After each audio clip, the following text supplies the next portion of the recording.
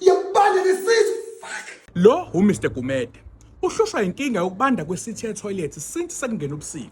Ila singena khona ke thina nenkampani yethu isiyabhosha ufudumele. Nayi i-team yethu into esiyenzayo 3 minutes before ungena e-toilet. Sikulandela iqembu lethu elitrayiniwe elinezinqe ezinkulu ezifudumele bafike bahlala esithini isithi yakho ifudumala.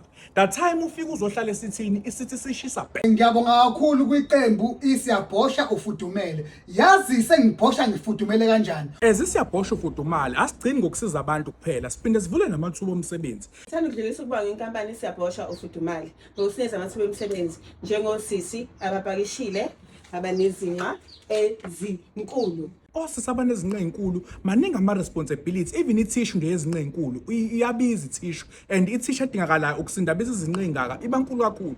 Uhulumeni sithi engabanaki thina ezisiyabhosha ufudumali siyakwazi ukubanikeza imisebenzi. Uhulumeni thina ngefuna kuthina abanezinqa ezinkulu angazi ukuthi wenzelani.